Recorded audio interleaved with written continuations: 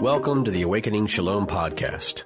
The Awakening Shalom Podcast is an opportunity for digital faith formation at Myers Park Baptist Church that accompanies the Awakening series, a year-long journey of exploration and discernment which invites all people to come learn about the current social justice issues of the day and how they impact our faith. What we are awakening to is shalom, the Hebrew word for the peace and beauty that exists when we are living in right relationship with God, ourselves, other human beings, and all created things.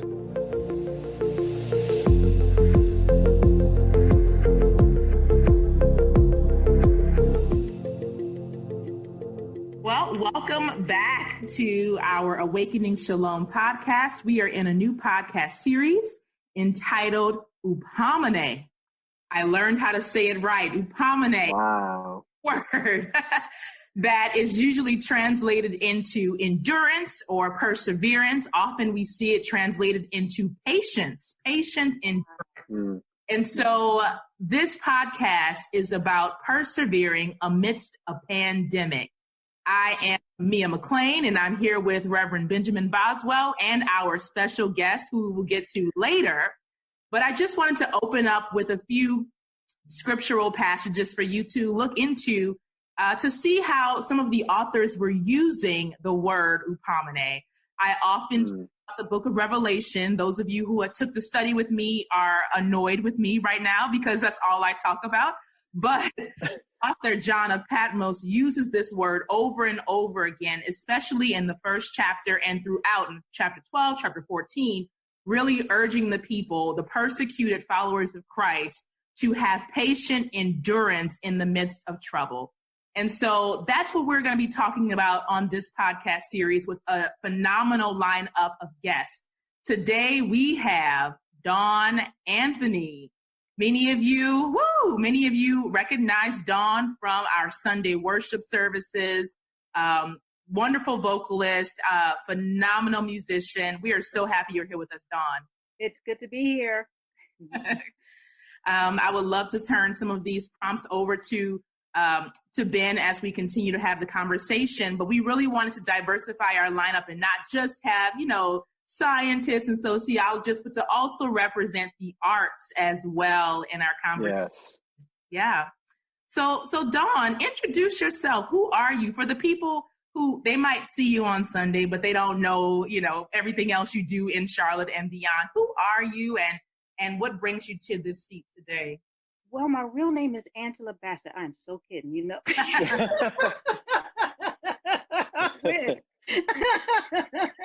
That's what I like to be saying, but no, okay, God, be pleased with who you are. Okay, Jesus. All right. My name is Dawn. My name is Dawn Anthony. And I've been before folks in your congregation before as a singer, and but there's another side to me, where I do a lot of teaching in the community as it pertains to the arts. So there's a traveling music program that I take into the school systems and talk about history. It started with a series in a school called the Human Injustice Series, where I did a timeline of history, but I paired that with music, and that evolved over in time. And so here recently, in the last 5 years, we've done a program called Motown and More. We talk about the history of Motown and the influences of the Motown sound and the cultural influences that impact the sound. And it gives a great impact, not only to the students, but the teachers, as they make some great correlations, and a children's book that I've written as well. So there's the literacy thread that I think comes from my grandmother who loved books. Wow. Wonderful. Dawn, so I want to start with a question about, so we have like a series of 5 questions that we're going to ask folks that come on this Hupomoné podcast and talk about perseverance and talk about the pandemic a little bit, but just if you could talk a little bit about how are you doing, first of all, in the midst of this? How are you and those that you love doing right now? At the start of everything, when everything started to take place, I think like February and in March, it was kind of going into, I've taken a couple of classes at a community college that shifted to an online format. But it really hit during our spring break in mid-March. In and around the same time, voting was taking place here in Cabarrus County. And on the day of voting, we came home. My mother and I went to vote together. And when we came home, she said, "I have to talk to you." I said, "Yes." And she let me know that she was diagnosed with cancer. Now, she's doing great, but what was interesting, I bring that up because navigating what her condition was like through this time of COVID has been extraordinary, to say the least. First, going to appointments with her to doctor's offices, to not being permitted to go into the doctor's offices, office waiting rooms, and then dropping her off at the curb and then putting her back in the car, checking her temperature, asking whoever's transporting her, to take temperatures and things like that. It's really been quite an interesting journey because, as if folks that may be listening, if you've walked through an experience like this with someone with cancer, usually it's nice to have a buddy with you, and to have to do that with no one near you at that time. You really, I don't know what it's like if you don't have faith to be able to know that if you can't have a physical presence there with you, that there is a supernatural presence there with you, because that's who you're leaning on during this time. So I have to be extra vigilant. We all have to be extra vigilant here in my household because of not only her condition, but her age, being in her 70s. Yeah. My brothers are doing fine. My husband works at the airline, and that's been interesting. He, has to be really vigilant coming from the airport on the ramp. So all in all, even her nature, she's doing great. I have to be careful as an artist of who I am with. And so I have to navigate that as well, coming back into her presence. So, yeah. Donna, that is challenging. So definitely our thoughts and prayers are with your mom and your family for sure, as she walks through this at a very difficult time. And obviously I can imagine the strength that's required to do that on her own behalf, but also for all those who are around her, yourself and others caring for her. So you mentioned being an artist, and I wondered if you could talk a little bit about how the pandemic has impacted you as an artist and also the artistic community. I know I saw you do a nice little show at a studio in my hometown of Kannapolis during this time. You could talk about that. And you've done some work for us at the church and sang for us, which has been great. And we've been able to share that over the course of the weeks. But from what we're hearing from others, it's really hard right now for artists. So I wonder what your experience has been. Yeah, I don't know. I liken it to the opposite of a monsoon season. The ground is dry. Things began, so it's like, it's after that. It's the aftermath of, what seemed to be fertile ground happening in and around the Charlotte area for artists, and the ground starting to swell with opportunities, and people giving opportunities to artists to come into their venues, and people enjoying live music. Just when we thought things were, beginning to turn around a little bit, or at least generating some energy behind it, this hits. And for many people who, if they share their craft full time, there is no income. There is none coming in, unless you happen to work for a family or a person who may be an essential worker who may have income and they want to do lessons, maybe. But you have to really be strategic regarding where your funds are going right now. So we can't fault those who maybe at one time were taking lessons, but who can't right now. We're aware of that, so that's been pretty tough if those who perform and teach. And things began to cancel almost immediately, sometimes months out. So they may call you and say, "We don't know what we're going to do. We know our program's in April, but we don't know." And so, May programs canceled, June programs canceled. So it's been interesting. We're trying to find creative ways to share, but we're not sure. We're all just kind of talking with one another about strategies, to help one another. Yeah, it's been sad. Sounds like really, really challenging. It is. I will say, some of us who have partners or are married and their spouses do other forms of work, that's been a saving grace. But then for two artist households, this has been devastating. Yeah, I was thinking about that a couple of weeks ago. Prior to being in ministry, I did art pretty full time, and I have some friends in New York who are married, and both of them are actors, and both of them got their shows canceled. And through October, they're predicting stuff that was supposed to happen in May. It will move to October, but that's still in the air, and so there's in limbo as well. Yeah. Yeah. What are folks that that you've lifted up here doing to survive? Aside from teaching, there's been nothing. We're asking one another, what do you need this week? Okay. There are folks that I know who are not digitally savvy regarding equipment. And so you have some old school musicians who are paid cash. They don't have technology to be paid. So I'm having to call them and asking them, hey, talk to someone to try to get you set up, because if someone thinks of you and they want to give to you, they need to be able to give to you. That has been a little hard. And so it just takes a couple of hoops to get funds to them.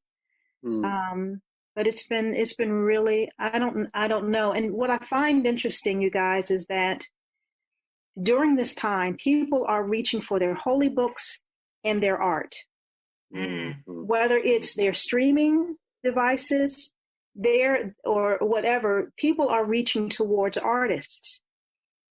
And so it's almost like we are essential. You understand? Even if it's like recordings or whatever, they're realizing the need, which is why it's been interesting when policies have been passed that don't support the arts. When we realize that there's a need for it. That big arts funding bomb that went down, that did not get approved right now, just looks and seems so foolish in hindsight. Right. I mean, it just, there are some other grants, but it doesn't sound like some of the grants and things are really getting through to people. If people wanted to help artists, Dawn, where would they go? What would you recommend? I would say reach out to them on the Facebook pages if they have access to that. Okay. A lot of folks who have. So I think, in answer to your question regarding how can people reach out and find artists that they're trying to connect with, creatives, a lot of us have networked together. So if you can't find us directly, there is someone who knows that person. And sometimes it may be the assistance is with a utility bill, because maybe that's the area where there's the need. Sometimes I think of late, it's been, they need technology help. And I think some of the younger people have these resources, and just like there's the trade-off regarding skill set with the elder artists, they have skill set that they need also. So I think that there needs to be more of a cross-pollination that needs to happen, like intentionally, like the younger people, hey, let me help you, let me upfit you, let me help you connect like we're connecting, Yeah. I'm hearing in your talking, Dawn, this common thread of community. Yes. It's impossible to have what the Greek word says, patient endurance or perseverance, if you don't have community. Yes. And I'm saying that over and over again. Yeah. And I am I will say I'm definitely an introvert. I have the skill of an extrovert as far as doing things publicly, but this time of solitude has definitely confirmed that. I'm really I'm okay. Mm-hmm. I like my books. I like my music. But I also like having that connection of being able to touch base, with others to let them know where I am and what the need is. This is definitely not the time to be prideful, if there is a need out there. So, yeah. Yeah, I was thinking along those lines about the word itself and how the patient endurance that we need is almost impossible without community. And that's sort of, as you go throughout the whole Bible, you see that same theme. And we always forget that sort of in our American ideas, we think that when we read the Bible, we can read it as individuals and it's speaking directly to us just as an individual, but almost all of it is written to a community. So when they're saying be patient, persevere, we always need to add the word together. It's like be patient, persevere, hold on to endurance, together. It's over and over again. It's that same concept of community. Yeah. Well, I do have my next question. I think is going to be good. So and I think along the lines of what we've already been talking about. And so, what have we learned in this pandemic? Do you think, Dawn? What have we learned about everything? America, ourselves, individuals, the arts. Well, I have a couple of thoughts about that. And I'm going to speak for myself because I can't speak for everyone. I think I've learned that I cannot readily believe the hype regarding certain things, and that I have to make sure that the news that I am receiving is as unbiased as possible. So what I have found is that I watch global news. BBC. I watch what's happening over there so that I know what's coming here. I don't watch what's happening here. I mean, a little bit I do, but I mean, I also make sure that I'm watching. I'm looking at what's happening from a global perspective so I can see how they're handling the pandemic, what's working, what's not working. So even when when I get encouragement to exit my space, to wear masks, not wear masks, I side on precaution. My mother said something that she ended a time of prayer with her church friends on their Sunday school class. They met on an alternative day. And can you hear me okay still? Yes. Yeah. Okay. It may go out again because everybody's frozen. I don't know. She said she knows that God said he has not given us a spirit of fear, but we are still to proceed with caution. I said, Mom, you are so right about that. But it's the truth, and so I've learned to be weary of what I receive and ask. I prayerfully consider what moves I make. I have learned that, having observed previous history, that sometimes what I have to understand that others are not as concerned with my well-being as I am. Can you say more about the history and about your social identity and maybe go into that a little bit more? Sure. So there has been a growing history of what my community has experienced regarding racism and inequity, and things that affect the numerical majority, affect the minority more intensely. This is a historical fact. We've seen it. And because of underlying medical conditions and housing inequities and employment and financial inequities, we are usually the last ones to be considered. When things were happening and it seemed like an afterthought to reach out to churches that were predominantly Black communities after the fact, we saw it coming. It was no surprise. Mm-hmm. Well, many of us, I can't speak for everyone, many of us saw it coming. So it was no surprise. So it seemed like it was a little late. So previous watching that happen historically gave me pause and giving me and making sure that the elders were taken care of and making sure that we were doing what we needed to do to distance ourselves accordingly. Mm-hmm. There is a I'm going to pause there for a minute. I've been really prayerful about our time together because I have to make sure that what I say is not guided so much by my flesh at times when I start having conversations like this. Yeah. It's really just to kind of give you a minute there. As you look around, I loved how you talked about you're looking at other countries. I have to say I've been pretty startled to see countries completely flatten the curve almost entirely. Yes. And yet here we are supposed to be this advanced democracy, largest empire in the world, and we can't seem to do anything. It's impacted us worse than any other country on the globe. Yep. We were not prepared, worse prepared. We responded worse. It's really been disappointing and disheartening to watch other countries totally flatten the curve and to watch us here and how many people's lives have been devastated because of that. I see when you look at the news, other places, you think, God, it could have been so different. Yeah.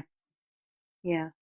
And I think a lot of that has to do with the system of government that we have and how we've established ourselves as such an individualist. It's an I and not a we type of society. And so, unfortunately, it did not surprise me. I was going to be really impressed if we really hunkered down and did what would have been the best thing.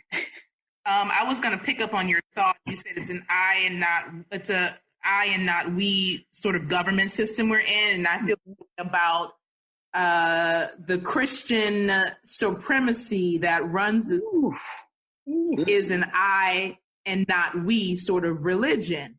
Mm. So it all goes together, right? You have this sort of individualism, this narrative of every man for himself. And that all fits together. The religious aspect and the political aspect, the way they view both is very, very like. They're very like. And that was key what you said, that you called it exactly what it was, religious. Mm-hmm. Mm-hmm. Yeah. I mean, it's interesting to think through the way in which the pandemic has pointed out that we are not, in fact, as individualistic as we imagine. Ha ha ha! We're dependent on each other. Right. So it is deconstructing the lie that we've told ourselves. Yes. Yeah. Now that part is where I see God in it. Okay.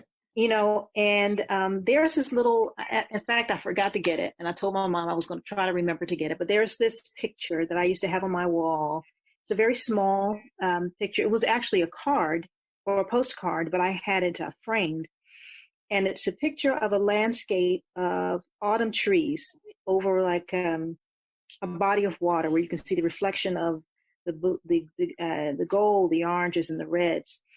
And it's a panoramic view. And underneath it says, those who can see God's hand in everything can best leave everything in God's hands. And that is so true when it comes to this, because what is happening is all those voices who have been crawling out in the wilderness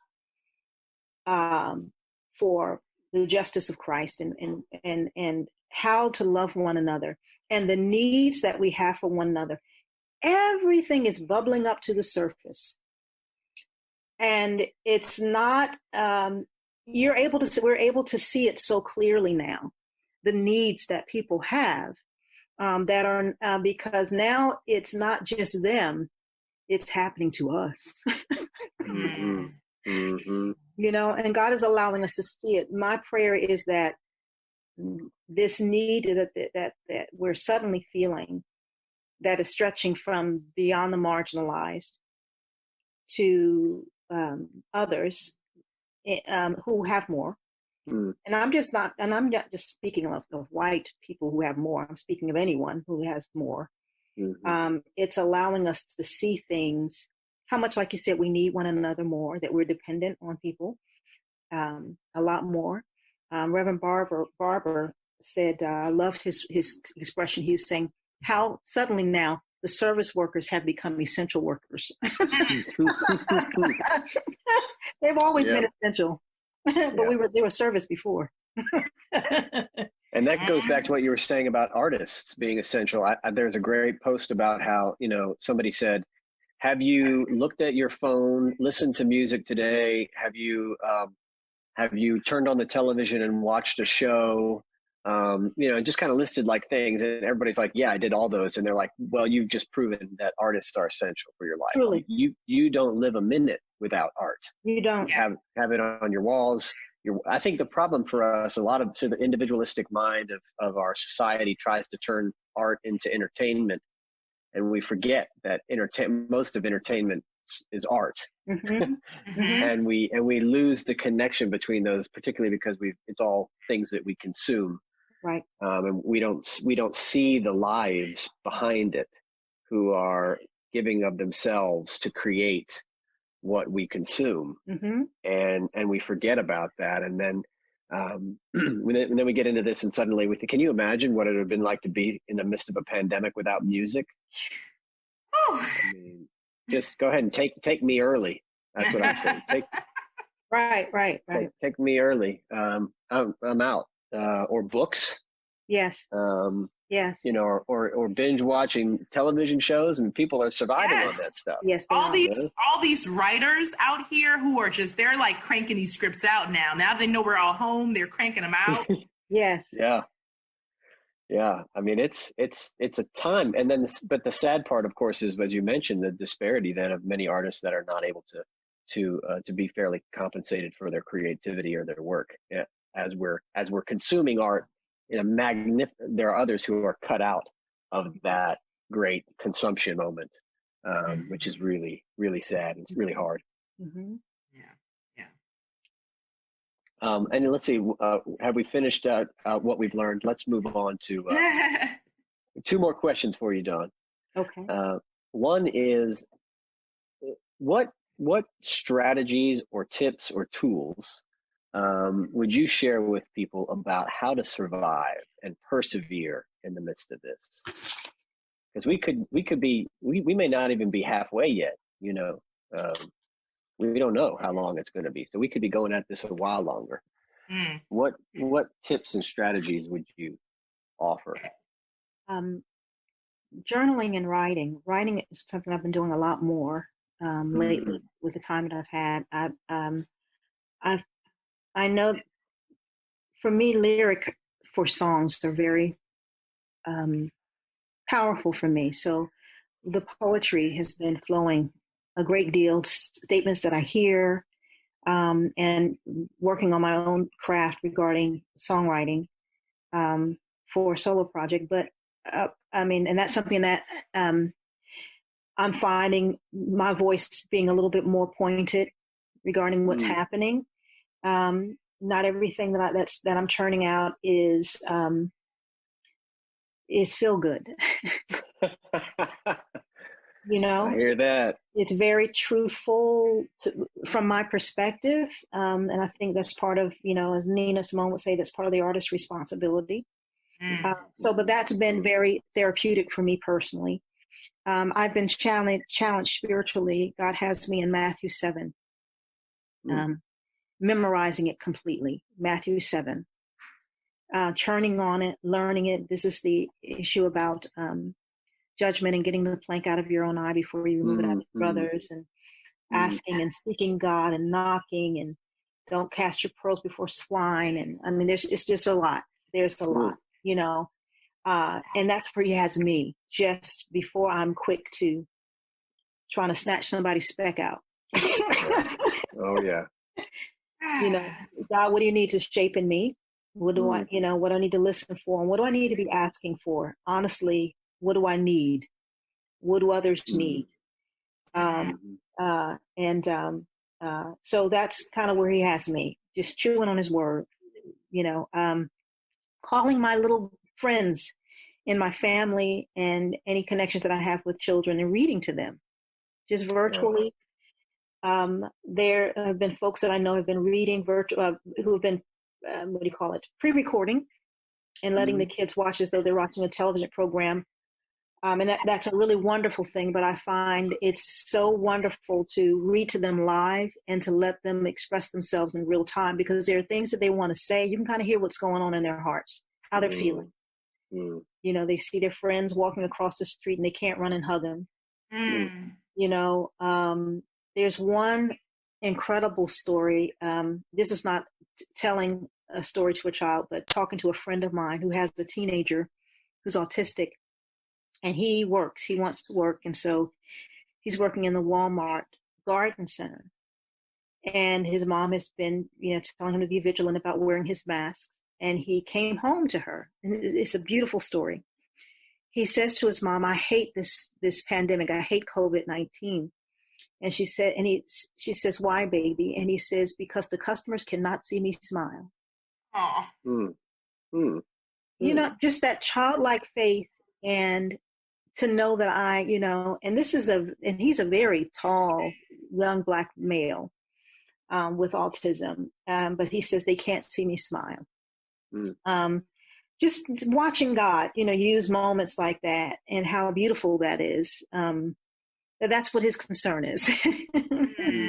You know, they can't see my love for them. And QC Family Tree has a wonderful Bible study time that we just connect with one another. And that's been wonderful, just to touch base, check in, and just to spend time praying. And it's only 15, 20 minutes or so, but just a little something to connect with the community. That's been some great spiritual and artistic practices for me that have been great during this time. Those are so helpful. Thank you for sharing beautiful stories. All right, well, we're at our last question here, Dawn, and we this question is kind of a doozy, so be ready. Okay. And then what we might do is spend some time kind of following up on some other things. This question is about, what do you think will change forever now going forward, and what do you think should change going forward? I think what should change is knowing that we're all essential, that we'll be really, really cognizant of it. And that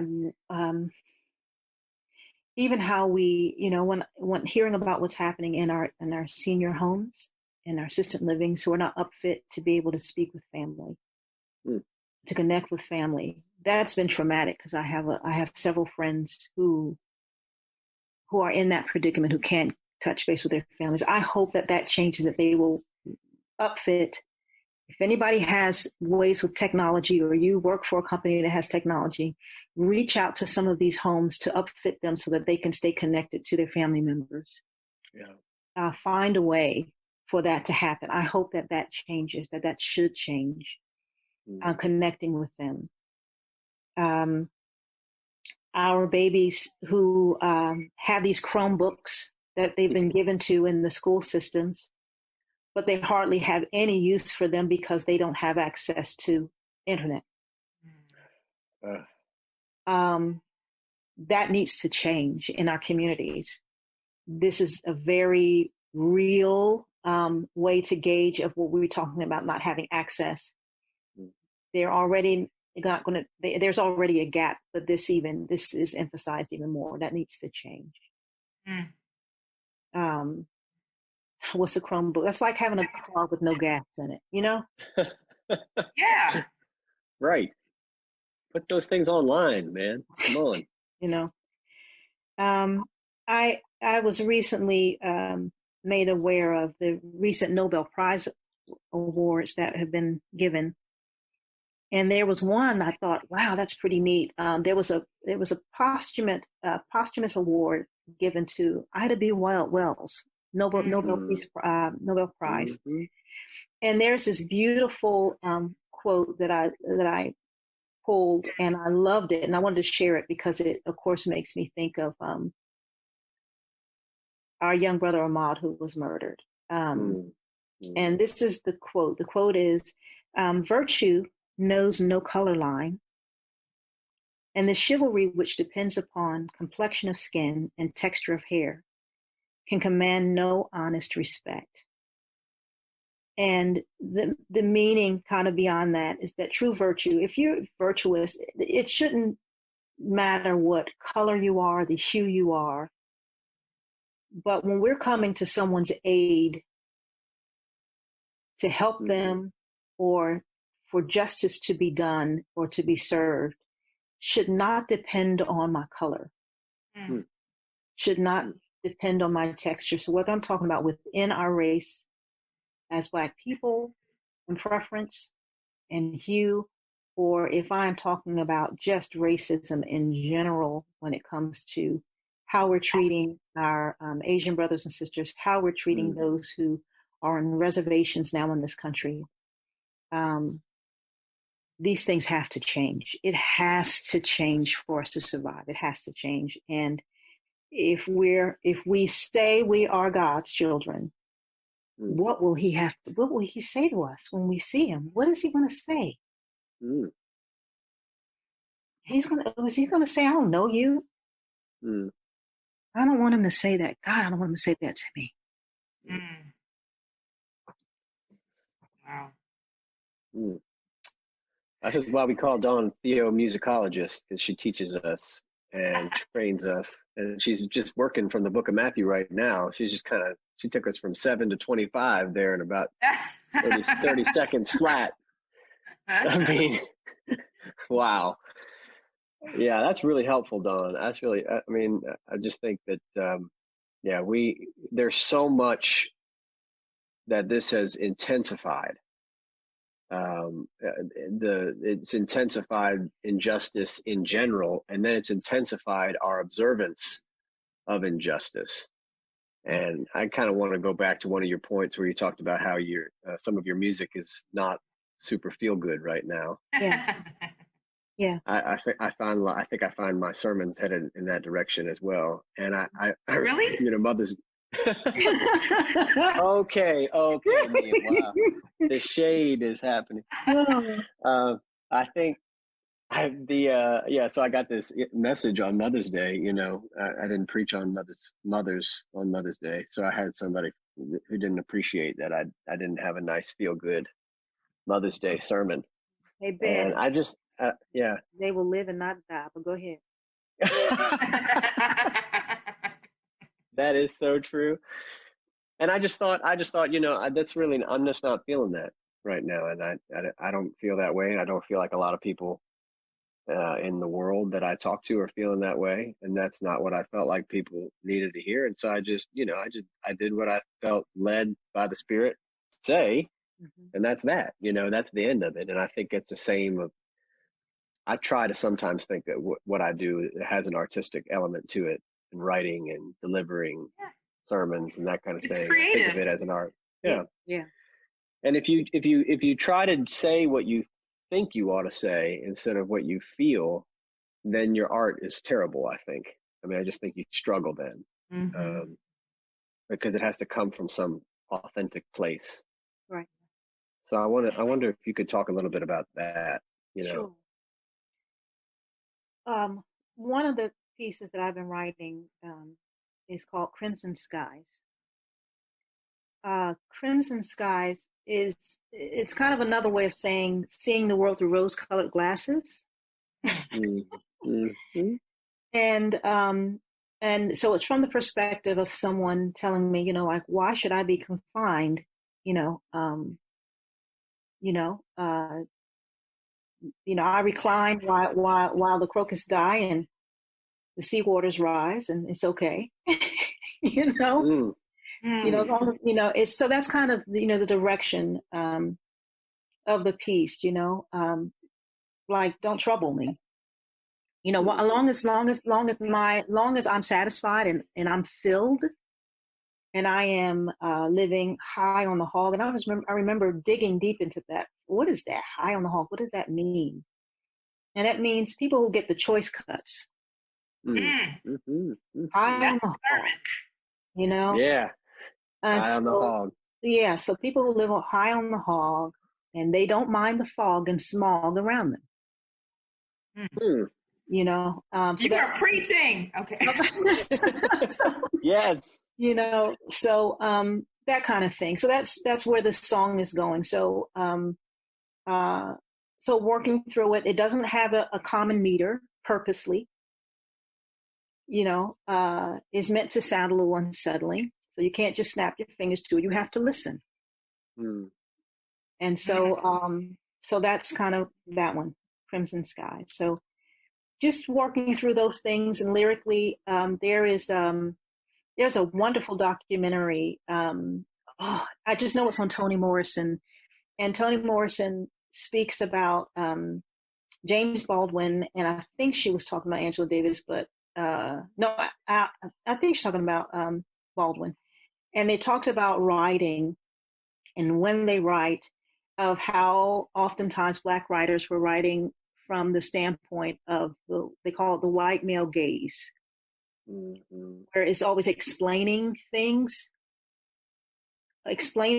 so that you understand rather than just writing. There is an audience that understands exactly what I'm talking about. If I say, I couldn't sleep last night because my braids were too tight, I shouldn't really have to explain. I know what that means.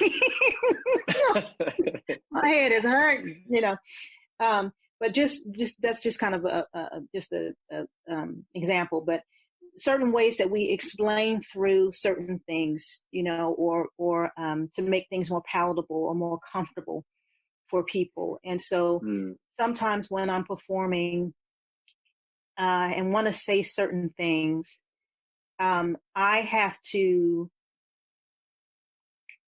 being challenged in days of late, being challenged to say what I need to say and be okay with it. Yeah. And not worrying about if I'm lose some friends. No. Yeah. And so Christ lost a lot of friends. All of them. Yeah. And so if I say I want to be like him, there are times when I need to shake them tables up a little bit. Yeah. Yeah. And be okay with that. Yeah. Yeah. I appreciate that so much. And I really, really am thinking deeply about what you said about not writing from the white man's gaze, but to really just say what you have to say. Yeah. Yeah. As a white man who's often gazing, let me say, preach it, bring the whole truth, because if there's one thing that white men can't resist is when somebody says, "We're not sure you can handle this," and then because they have, we all have too big of an ego to resist that. So just say, "I'm not sure you can be able to handle this, but here it is. Here's the real truth." Yeah. Well, we need to hear it. I need to hear it. I need to hear the truth right now. I think that's the thing for me is, if I had one strategy, I loved what you offered, Donna, because I thought everything that you said falls in this category. It's like the one strategy is just truth. Tell the truth. Yeah. Tell the truth creatively. Tell the truth. Try to find the truth. Who's telling the truth? The BBC, Al Jazeera. Who's telling the truth? Go listen to the truth, and then tell the truth. Right. Whether it's in music, in art, preaching and sermons and teaching. I think, God, people are so hungry for it right now because there's so much of the other. Yeah. So much alternative facts out there. Yes. Alternative facts. That's right. Well, this conversation has been so fruitful. Dawn, we thank you so much for sharing with us in so many ways, preaching to us and text for us, but also letting us know how our community of artists is doing in Charlotte and beyond. I think that is so important. And the thread that I pull from the conversation has a lot to do with both truth and the necessity for community, the fact that we are all essential. That's the only way that we are going to really persevere during this time. Truly. Amen. Guys, I love you guys so much. Thank you for being here. Thank you, Dawn.